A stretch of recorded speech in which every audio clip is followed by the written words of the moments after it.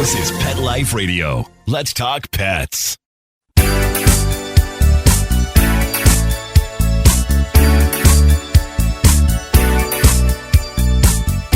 Hello! You're listening to Deborah Wolfe, Animal Party Pet Life Radio. As you probably know from my howling greeting and my chow meow ending. So cat lovers, dog lovers, I've got a show for you today. But before we get to that, I'm going to talk about horses, and bears. But not for very long. I'll get to the cats and dogs really soon. So horses, I have to mention this because probably a lot of my listeners who aren't Canadian, which is most of my listeners, there's a lot of Canadians who listen to the show, but more people are outside of Canada than in. So a lot of you don't know that we have a separate football league. Not soccer, but football, American-style football. The rules are slightly different, but we have our own Super Bowl. It's called the Grey Cup. And that took place just very recently in the city nearest where I live, Vancouver, British Columbia, Canada. And so, but the part that's weird is whenever the Calgary Stampeders, which is Calgary's team, whenever their football team gets all the way to our Super Bowl, our Grey Cup, since 1948, every time they get there, they check into the hotel, and a fancy hotel at that, with a horse. Yeah. A real live, big, totally big. It's a draft horse. It's huge. And they always film it, and it's super funny TV to see this horse being greeted by all the hotel staff and getting the elite guest treatment, what they call platinum elite status. That's what the horse gets. And the horse is called Tough Enough. And it certainly does look tough enough. In fact, it looks absolutely chill because it's in a hotel lobby with so many people and lights and cameras, and it's just chill. So well done to the trainer. There's actually a person sitting on it when all this is going on, and the cheerleaders for the football team are lining the staircase, with the pom-poms and the cheers, and it's not your average horse could do this. So well done to all of you, and I just think it's a great tradition. Okay, are we going to talk about bears? Well, just briefly. I'll be going to break and coming back and talking about bears. And then cats and dogs, of course. Stay tuned on Animal Party Pet Life Radio. Take a bite out of your competition. Advertise your business with an ad in Pet Life Radio podcasts and radio shows. There is no other pet-related media that is as large and reaches more pet parents and pet lovers than Pet Life Radio. With over 7 million monthly listeners, Pet Life Radio podcasts are available on all major podcast platforms. And our live radio stream goes out to over 250 million subscribers on iHeartRadio, Odyssey, TuneIn, and other streaming apps. For more information on how you can advertise on the #1 pet podcast and radio network, visit PetLifeRadio.com/advertise today. Let's Talk Pets on PetLifeRadio.com.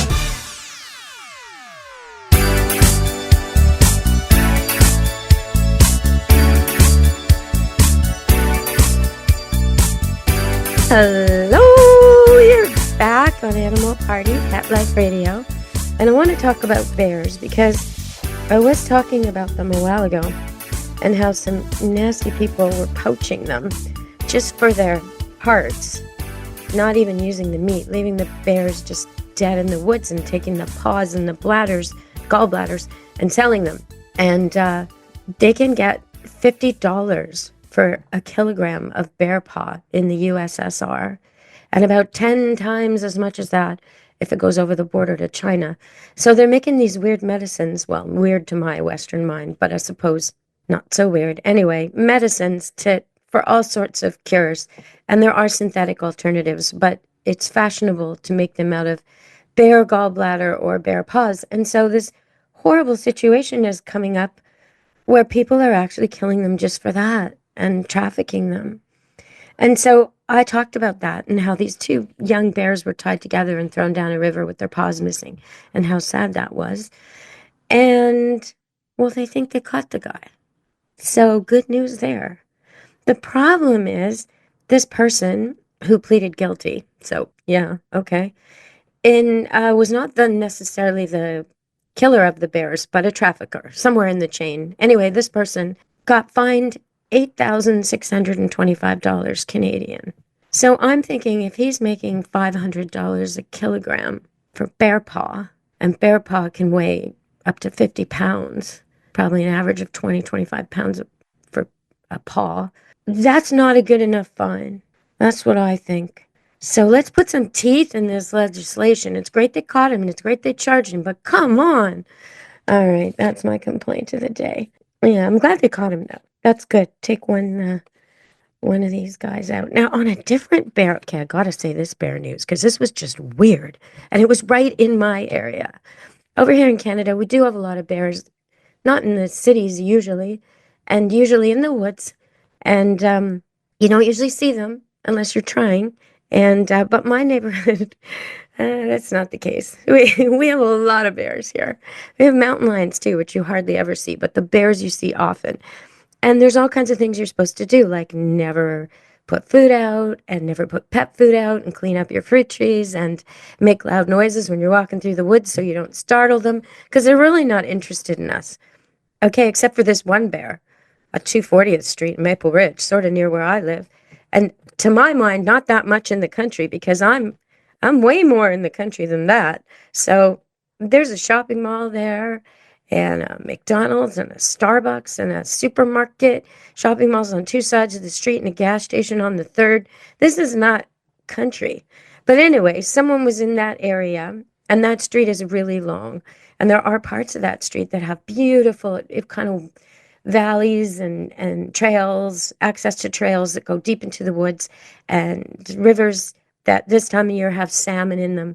So probably this was an issue between bears and people and salmon. But anyway, this bear attacked a man who was just walking his dog. The dog was off leash. So the man got a hold of the dog, quickly got it on leash, but the bear kept trying to attack him to the point where the guy thought he was going to die.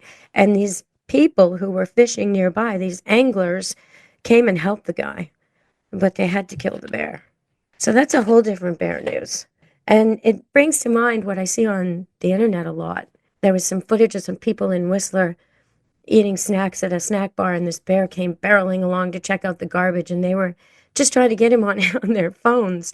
Nobody was running away or making loud noises or doing what you're supposed to do. They were just posing right near him. A bear can kill you really fast. My friend Ivan the lion tamer, who works with bears, said, and I hope I'm getting this quote right, he said, "There's nothing tougher than a bear, except for a bigger bear." So beware of the bears, people. They're not yogi.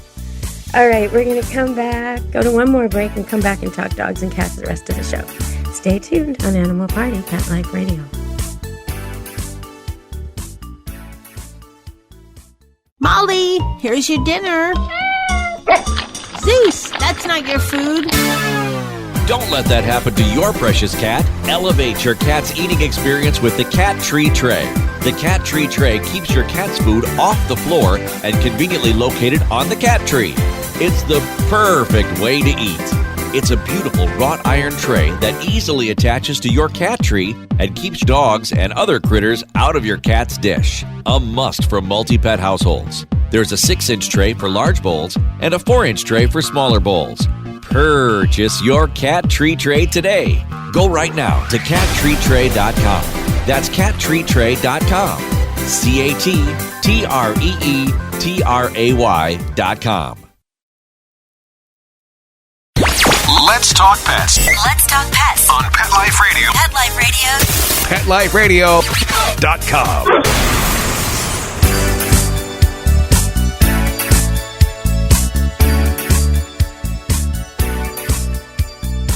Hello, you're listening to Animal Party on Pet Life Radio.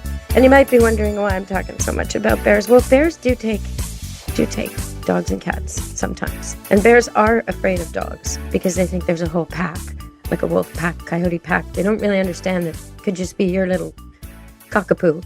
They think it's a whole pack. So dogs can often cause problems, agitate a bear, and then run back to you. So if you're in bear country, keep your dog on a leash. And if you're in bear country, you're probably in coyote country. Coyotes love to eat cats. So keep your cats inside, or at least give them access to getting inside all the time. Because you don't want your cats and dogs to be a meal, and you don't want to draw these predators around for the meal. So take care on that. Keep your pets safe. All right, so I wanted to go to some news, something I never report on, almost never. And it was scary to me. Like I heard it on the news and it just sent shivers because I thought, oh no, that's not what they're doing. A lot of dogs and some cats uh, get into trouble. Recently, there was a raccoon. A raccoon.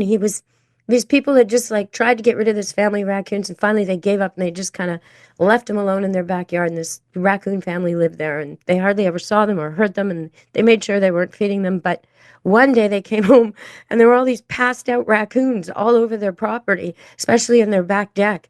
And one in particular, a baby, looked like it was in terrible distress.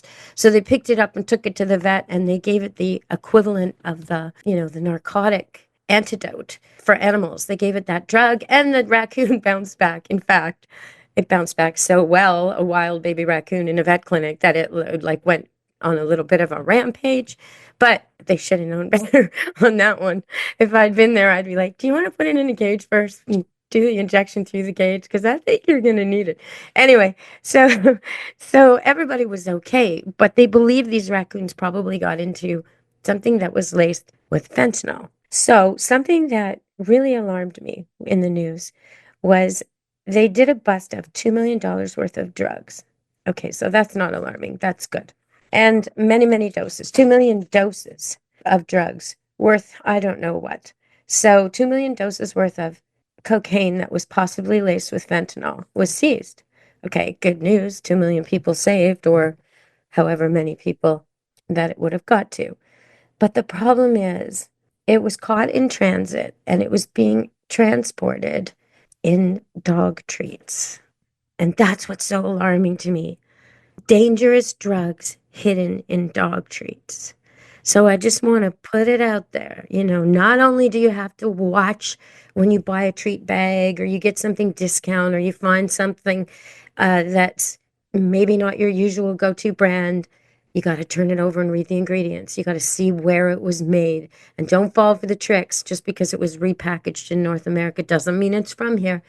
And if it's a product like an uncooked meat product or a partially cooked meat product, for example, a pig's ear or jerky, you got to be really, really, really careful. You know your source. Okay, so we already knew all that. But now add to it that drug traffickers are using treats. So does that mean if someone asks me when we're out, can I give your dog a treat? I'm probably going to say no. And I might even take my own because I don't want to discourage these nice people who want to teach my dogs good manners with people. I mean, it's great. The person comes up to you. Can I pet your dog? Sure. Can I give it a treat? I'd rather you give it my treat. You don't even have to go into this big long lecture. You can just say like, I prefer he stick to his own treats, and you hand them one. And you say, you can give him this one. And then he sits and he maybe shakes paw or lies down or just whatever it is you want him to do for strangers, not beg and not jump on them, right? So your dog's learning good manners and the person still gets the satisfaction, but you don't have to worry. And I would suggest people who don't have animals giving out treats, like at restaurants or cafes, just to be nice, they don't know what they're buying, you know? So it's probably a better idea you supply your own, especially given this terrible news. So I want to talk a little bit about cats, because that was 2 items about dogs, keeping dogs safe from bears, and the whole problem with them running at the bear and then running back at you. Now, I have dogs who are trained specifically not to do that. I give them a stay right there command and I teach them. I haven't yet encountered a bear with any of these dogs, though. And I think my polka dot poodle would neither go toward it at all. Like, I can't see her running at a bear. She's like 40 pounds. No, I don't see it. She'd probably say, woo, woo, woo from beside me. But that's the best I would get. But I used to have a Rottweiler that did this. And I was investigating a book I was writing called 101 Dog Spots in and around Vancouver. And I would go to these isolated parks and forests and places all within an hour of Vancouver where you could walk dogs off leash and no one would trouble you. But the problem is sometimes I'd run into like a pack of coyotes. That happened at Burns Bog, or a bear that seemed to be tracking and chasing us on the North Shore. So, sometimes I really needed my dogs to be listening. So I wouldn't take customers. I'd take only dogs I knew super well. And one of them was this Rottweiler hound dog that I used to call my Mr. Wolfe because like that dog he'd wake up every morning and his little motto was, "Today is a good day to die for Deborah." That's how his attitude was. "What you looking at?" He would telegraph to any man who stared at me. It was intense. And once I tried to teach him, see, he was a rescue dog and he had a really, really terrible life. So he was really grateful to me. So I tried to teach him the command timeout, which was like, just, you're off duty. Just go be a dog. And we'd be walking the forest or whatever, and I'd say, "Okay, time out, man. Just go." And he would run about 10 yards, like as if we were playing football. He would run the exact same distance, maybe 20 yards. He'd run really hard and then turn around and be back on duty. He just didn't want to break. So yeah, that was Chopper. Good old Chopper Chopstick. A dog he'd worn an electric shock collar and they didn't use it properly, if there is any properly, when it comes to that. But they would just shock him randomly. If he had muddy feet, shock him. If he didn't, okay. And so he didn't know what was what. And when I first came to him, they'd thrown rocks at him and all kinds of terrible things. And when I first met him, I would sit outside his pen and juggle just to get him, because if you threw a ball, this dog would run for cover. He thought they were rocks. So I had to teach him from the very, very beginning. So you can see why he was so grateful. And if you do want a pet that's going to be grateful, rescue's the way to go. Cat or dog. People think cats are so aloof. Rescue cats are not aloof. They're completely bonded to you. They wait for you when you come home. They wait at the front door. They're just over by the window. Like they're so into you. The same with rescue dogs.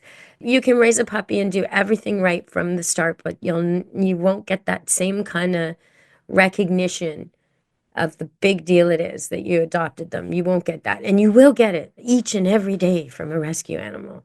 Okay. So there's one exception to that. I want to talk about Mexican dogs. But I said I'd talk more about cats, so I'm going to throw some cat information at you quickly. Did you know that your cat's ears can rotate 180 degrees? People are always talking about how great dogs hear and how great dogs smell and all that. Well, cats too, okay? They have an excellent sense of smell. And their tongue, that tongue of theirs with all those spikes on it, if you've ever been licked by a cat, they're trying to be gentle because that tongue can clean meat off bones. That's what it's for. Oh, and also, there's some great footage online of cats drinking in slow motion. And the tongue, all the spikes on it, actually act almost like a paddle wheel on an old-fashioned boat. They're shaped so that they collect the liquid. It's such a cool shaped tongue. It does so much. So it's the most amazing drinking utensil as well. Okay, so that's enough. That's enough cat facts.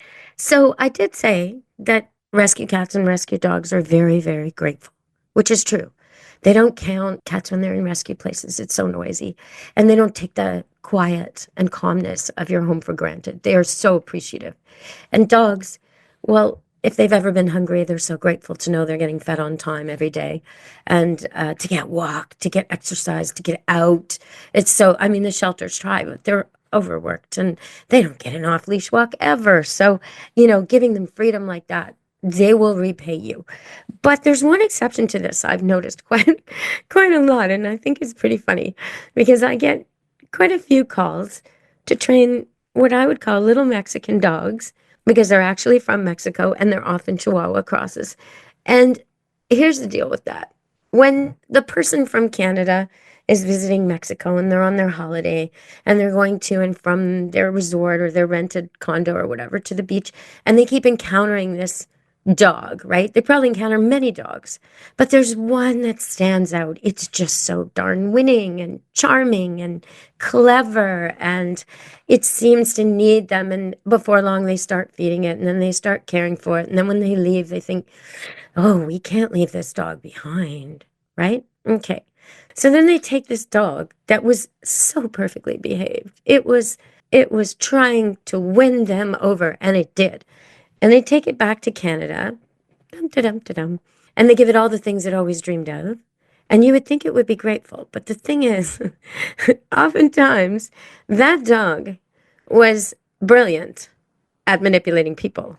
And now that he's got everything he wants and all the rules have changed, he's still brilliant at manipulating people. So now he's growling when you try and move him off the couch, or he won't let the kids near the food, or you can't really trust him in certain situations. And all of a sudden you're thinking, well, wait a minute, this dog was amazing when it was out on the street. Well, I bring it into my lovely warm home and family, and it's a holy terror. And I can help with that. But if you're facing something like that, we can get that dog to understand that the way to win over the situation, the way to succeed is to behave. But before, you didn't have to do that because everything was set up for that. You know, if he was rude, if he was aggressive, nobody was going to pay attention to him or feed him. Now he figures he could do anything he wants. So I would start by not allowing him on the couch and keeping a leash on him at all times that you can just quickly grab so you don't have to get near those teeth or deal with him physically to get your way. You say off the couch and you pull him off the couch without actually pulling him, and different things like that that I can suggest. But if you've got a dog problem or a cat problem, well, I'd love to solve it for you. Deb@PetLifeRadio.com. You can send me a text. You can send me a voice clip. You can send me a guest suggestion. If I can't solve your problem, I'll get someone on the show who can. Got lots of friends who are pet experts of different kinds. Medical, trainers, breeders, all sorts. Cats, dogs, rescue people. So if you've got a question for me that I can't solve, I will absolutely bring someone else on. And if you'd like to speak to me so we can work it out, right? Like say you tell me your dog problem and I give you a suggestion. If you're on air with me, and we can pre-tape it so you won't be live, so you don't have to worry about that.